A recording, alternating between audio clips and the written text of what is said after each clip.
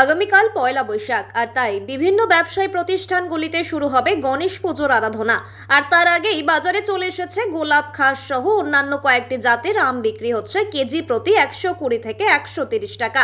আগামীকাল যেহেতু পয়লা বৈশাখ, আর সেই উপলক্ষেই জলপাইগুড়ি শহরের বিভিন্ন ফলের বাজারগুলিতে চলে এসেছে গোলাপ খাস সহ আমের জোগান।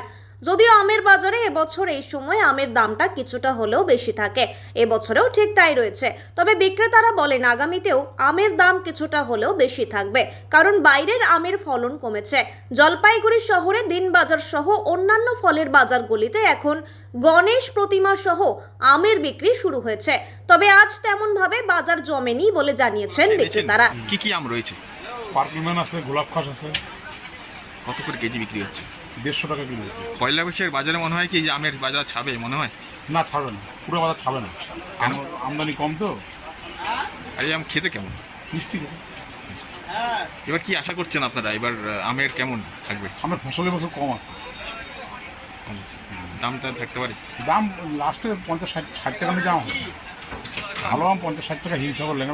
এর আগে যতটা 30 টাকা 40 টাকা ছিল। এবার আর হবে না। কেন? এবার 1200 আম নাই তো, আম কম, ফসল কম হয়েছে।